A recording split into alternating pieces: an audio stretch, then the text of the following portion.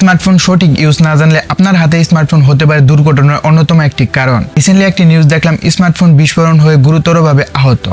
হ্যাঁ, আজকে ভিডিওতে থাকছে স্মার্টফোন কেন ব্লাস্ট হয়, নতুন স্মার্টফোন চার্জ দেওয়ার সঠিক নিয়ম, সারা রাত স্মার্টফোন চার্জ দিয়ে ঘুমিয়ে পড়া আপনার জন্য কতটা নিরাপদ। আজকে ভিডিওতে এই সকল গুরুত্বপূর্ণ কিছু তথ্য থাকছে।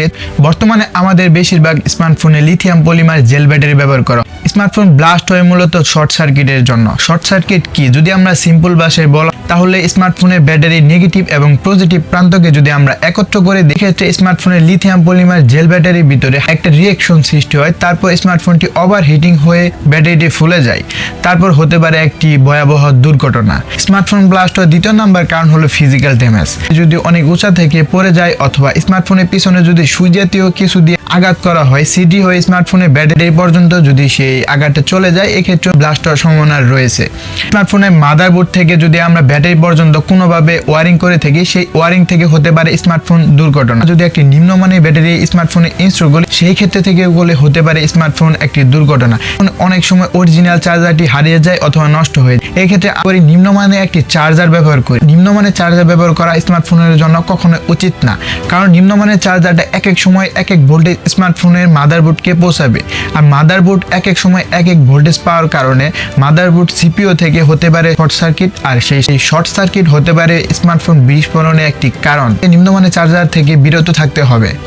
স্মার্টফোন যদি কোনোভাবেও দুর্ঘটনা হয়ে যায়, এ থেকে আমরা রক্ষা কিভাবে পাই? স্মার্টফোনের যে ডিসপ্লেটা আছে সেই আমাদের শরীরের দিক করে পকেটে রাখতে হবে, এবং ব্যাটারির যে প্রান্তটা আছে সেই প্রান্ত বাহিরের দিক করে আমাদের পকেটে রাখতে হবে। কোনোভাবে যদি স্মার্টফোনটি দুর্ঘটনার শিকার হয়ে, আমাদের স্মার্টফোনের ভিতরে যে ফ্রেমটা থাকে সেই ফ্রেমটা ডিসপ্লের পরে থাকে, ব্যাটারির আগে ফ্রেমটা আমাদের বিস্ফোরণ থেকে রক্ষা করতে পারে। স্মার্টফোনকে চার্জে দিয়ে হাই গ্রাফিক গেম খেলি, স্মার্টফোন ওভার হিটিং হয়ে যায়, অনেক পার্টসপাতি সমস্যা হতে পারে। একটা স্মার্টফোন হুট করে কখনো বিস্ফোরণ হয় না।